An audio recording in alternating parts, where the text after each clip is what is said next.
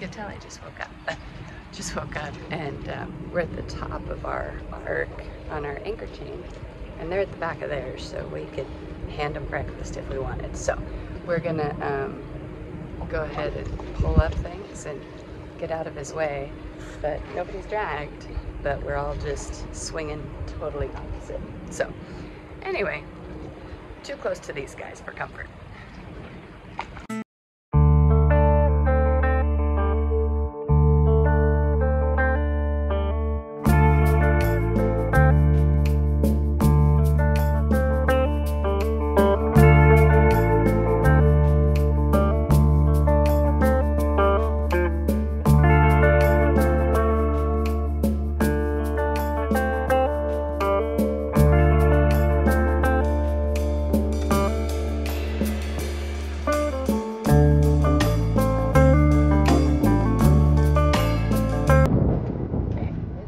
Morning at Isla. We're leaving a little quicker than anticipated because we are at the top of our anchor arc, and it put us real close to a couple other boats, so too close for comfort. We're gonna head out and head to Mantichen.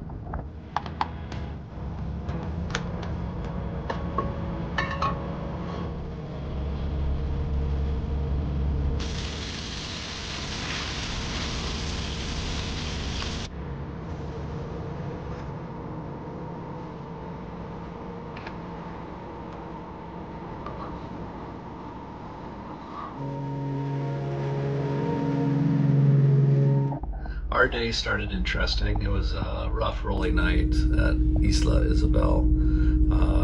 Anchored on rock with a little bit of sand. Our anchor managed to hold, which is great, but Isabel is a strange place. Winds, currents. We were in an eddy that was counter to everybody else, so when we woke up after mostly a sleepless night, we were stern to stern with a sailboat that when we dropped anchor earlier, we were probably 100 yards away from them. So we started our day that way, trying to figure out how we were going to pull our anchor and get underway. Things started to iron themselves out, the wind shifted, current settled down, or whatever it was. We were able to pull anchor, and in the process of doing so, our electronics started, I don't know, lack of a better word, freaking out. The chart plotters dropped offline, the ship's computer dropped off, and then we never ever really got that one back online. The chart plotters would periodically shut down for 5 hours. It was that way. So for a good part of the passage from Isabel to here, just outside of San Blas, we were using an iPad. So now we're safely at anchor. Nice muddy bottom. The anchor's just hooked really well, and now we're trying to troubleshoot what's going on with the electronics. I suspect our battery bank is in the process of failing, and we also have no Starlink, so it's the end of the world.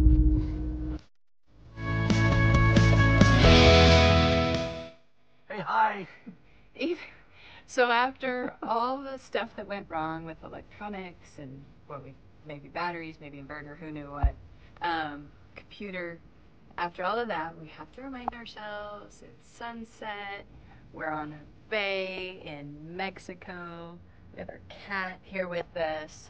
There's 3 boats here, including us. We have our evening cocktail, sun is going down. Even when everything goes wrong, it's still pretty awesome. It doesn't suck. It doesn't suck.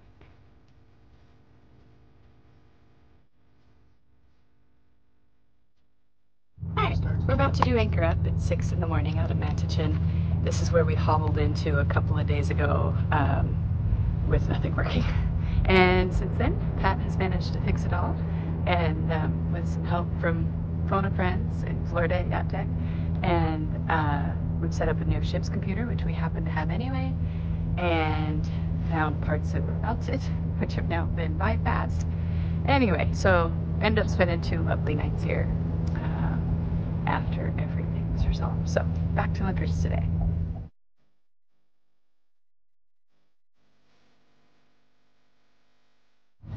Alright, just got back to the cruise. It's about 8 hours cruising today, and this week it's been epic, seeing solar eclipse, fixing boat problems, doing all that stuff, and get to tie up, empty the trash, wash the boat.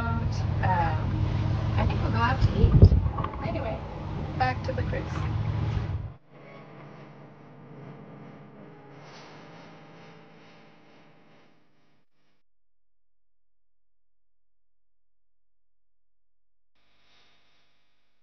Follow-up video to where we left off with the electrical issues when we were in Manchichin Bay.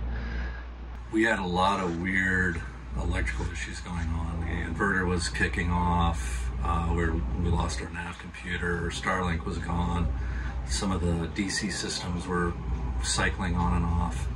Got it stabilized enough, as I said earlier. We got ourselves into Manchichin Bay where we anchored, and then decided to do some testing. Looked at fuses, circuit breakers, anything like that. Everything tested good, did continuity checks, they were all good. So I was really confused. I couldn't figure it out. So we decided to use a phone a friend called Yacht Tech, Jay Flaherty, who then put me in touch with James Knight, who anybody in the Nordhaven world knows. He's the Nordhaven Whisperer. So he walked me through some steps trying to troubleshoot this fuses, circuit breakers, wiring, and then the last thing he wanted to see a picture of was our battery switches. So I went back down into the lazarette where everything's located, and one of the cables was hanging at a funny angle. And when I reached up to grab it, it was almost completely loose.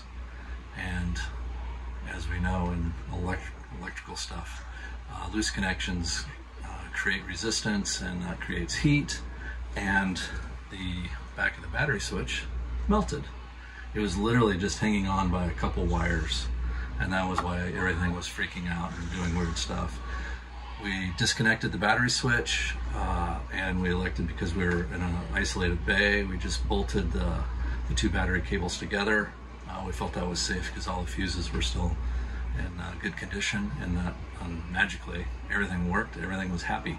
We could get charges back into the batteries, and we got underway the next morning. Or actually, we stayed there 2 nights. Stayed there another night, and it was quite enjoyable, and we made it back to La Cruz.